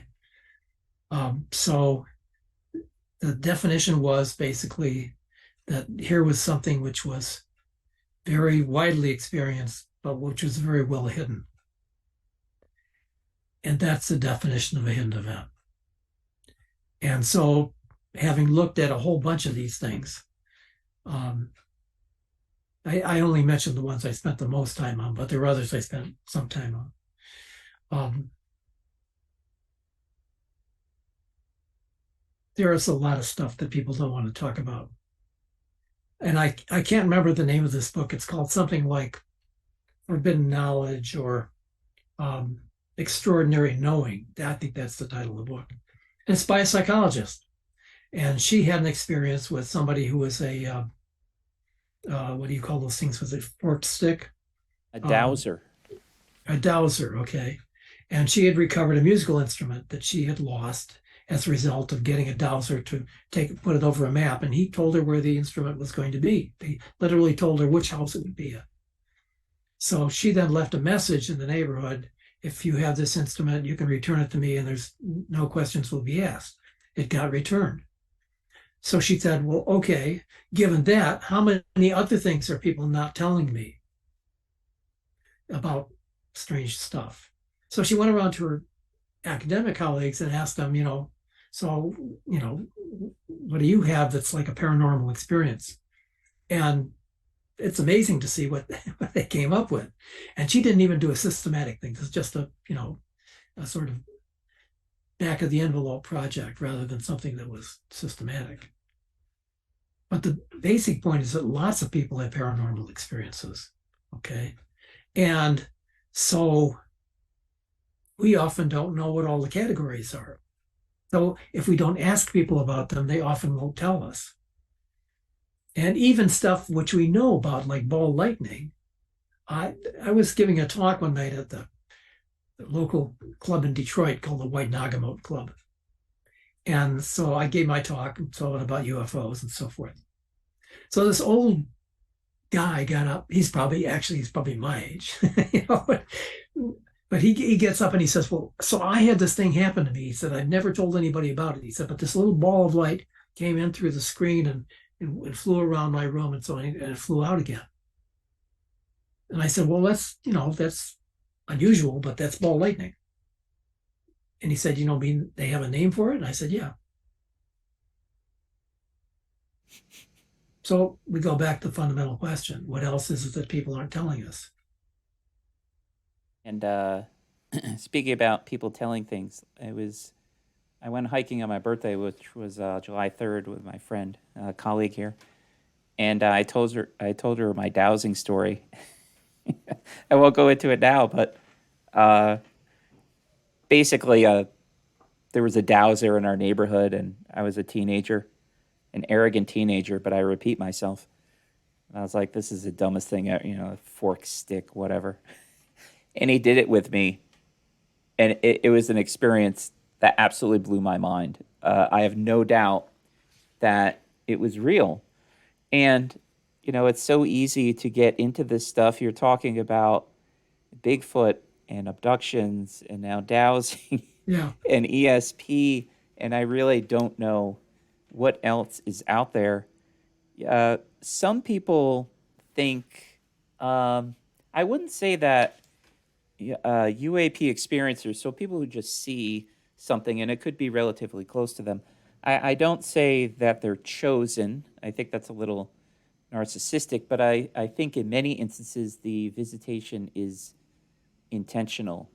It's deliberate. I mean, you might just get lucky, something goes whizzing by in the sky. Okay, I don't think that's very meaningful, but I do think these close interactions are intentional. And do you find it suspicious that you have never seen anything? Because some people who get into this field have some type of interaction. I think there's a connection between the interest and something happening. I might be sounding narcissistic myself. Maybe these beings don't really care about me, don't really care about Dr. Ron Westrum that much to actually I'm have that sure. interaction. But do you find it a little suspicious that being so immersed in this field, you yourself have not had an experience? Because I'm under the impression you haven't. Well, but I haven't had an experience with sea serpents or meteorites either. I mean, I look at these things in terms of the way the reporting system works. Um, um, but like most people, I'm scared of the dark. I mean, last night, for instance, something was flashing outside my window. I thought, what could that be? I thought maybe it's a police car, from the two houses down or something like that. Um, but whatever time in the morning it was, I wasn't real interested in getting up and looking out the window. But I couldn't figure out where the flashing was coming from. So, um, problem with a lot of the abduction stuff is it plays on all the fears that most of us have been counseled by our parents can't possibly be real. And I think that's the thing. I forget which of the alien movies it was, but one of the kids says, he said, "Why do people say that there aren't monsters when there are?" That's okay. Well, most of us, when we were kids, had a monster in the closet or something. Um, some of the people I've talked to, this monster looked like the Frito Bandito. The only thing we can really be sure about it wasn't the Frito Bandito. Okay, so what was it? Um, and the director of Michigan MUFON, Bill Konkolevsky, is an experiencer, and um, so he would often keep a knife near his bed in case the things came back. But of course, we know from experience that's not going to work. This guy, Steve Aspen, talks about this, and he had actually, his family was in the program in the sense that his grandmother talked about the fairies, and his mother talked about paranormal experiences, and he talks about aliens. Okay, but clearly the older women had these experiences themselves, but they labeled them something else. So obvious question would be, well, how far back does it go then? And as far as I can tell from the people who've been paying attention to this, like Bud Hopkins and Dave Jacobs, maybe at least 4 generations. Okay. Now, did we ask this question earlier? Was something going on before that? And the answer is probably, but we don't know. There's a huge, The interesting thing to me is that Jacobs, who's not a particularly mathematical person, tends to think about, this kind of stuff. And I think he's very smart. Actually, he's given a great deal of thought to this. Um, but the truth is that we really don't know. And I was hoping when John Mack came along that he would finally, give this area some sort of aura of respectability. But unfortunately, he didn't. And maybe he did what he thought was the right thing to do. But I can't agree with his point of view. I've seen too much distress. So, Was his point of view more optimistic? Is that what you're saying? yeah. Yeah. Right. Ron, we've been going for quite a while here. Maybe we should wrap up. By the way, ladies and gentlemen, on this outline, I covered absolutely nothing, which is great. Usually I only cover half. This has been a fantastic conversation. I really didn't expect it to go in this direction. I really, really appreciate your time. I'll have to have you back, and maybe Sure. I'll actually ask one of my questions on my outline. We usually end with a couple very easy, lighthearted questions to kind of lighten things up at the end. Can I ask you a couple questions? Sure. If you were not a sociologist, do you have a prediction as to what field you would have entered? Probably another social science. I mean, I have a mind that works for sociology. My father was a physicist. He had amazing degree of physical intuition. My son has got it. I'm so jealous because he has this mechanical skill and so forth, which is effortless to him, but is very difficult for me. And I like woodworking. Okay. But he's really good at it. My father was too. Is that what your So son yeah, does as a profession? Is he a woodworker? he makes signs, big ones, the kinds you put in front of stores and stuff like that. He's a graphic artist. You're up in Michigan. Do you think you've traveled to or through each? I have this map up here. Each of the lower 48 states. Do you think you've been to every No, state? No. no. When I went out to the Yakima Indian Reservation, I got in the car with a Native American, figuring that he would be, good as a sort of intercultural ambassador, and we drove through, whatever the straight line is to Washington. But no, I've never been in the South, and And this isn't one of the questions. Were you born in Michigan? You're like a lifelong Michigander? no, I was born in Chicago Chicago. Okay. during the atomic program. My father was an atomic scientist, and he was delighted that I had 2 arms and 2 legs because they didn't really understand much about radiation back then. Very good. It snows quite a bit in north central United States. Have you ever owned a pair of skis? Yes, I wasn't particularly good at it. Grew up skiing. We have a ski theme here. Have you ever water skied? Yes, I wasn't good at that either. Uh, it's is it about dinner time where you are or supper time? Oh, dinner time. Dinner time. Yes, I agree. Just three more, if I may. Do you remember your first family telephone? What did that look like? Was it a rotary? Um, yes, it was. And we had a party line. My mother said, "Don't swear on the phone because if you do, they'll cut off our service." Oh, is that where they use like what's a party line? Something to do with the operator? No, no, more than one more than one family would have a phone. You had to share with somebody else. Cheaper. I was not aware of this. All right. Do you remember learning how to ride a bicycle? Do you remember that? No, Don't. I obviously did, but We ask the hard-hitting questions here. You're getting too many jollies out of this, I could tell. But the last question is a very good one. It's the same for every guest. So you have quite a bit of knowledge now. And if you could go back and visit yourself as a child, what one piece of advice would you give yourself?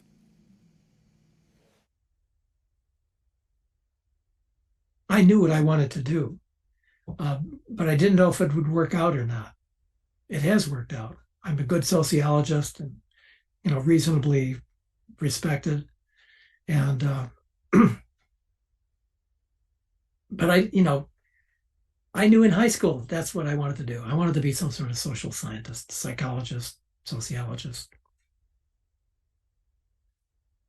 And I always give the guest the last word. Any closing thoughts, Ron? Yeah, I think there's a lot to know. We need to keep going onward and looking for new stuff. There are a lot of people who really would like to get in the way of our doing that. But I think we really have to persist. And especially on something like this, it's important. From Dr. Ron Westrum, folks, it is very important. Ron, thanks for your time with me, and thanks for all the work you've done. I'm sure there's a lot of people out there that appreciate it. Ladies and gentlemen, that was UAP Therapist Podcast, episode 019. 020, I'm going to be hosting Davey Johnston from jolly old England. He's a yoga instructor, professional cycling coach, and UAP experiencer. So I'll see you guys in a week or two. Thanks a lot, Ron. See you, everybody. Very good. Take care.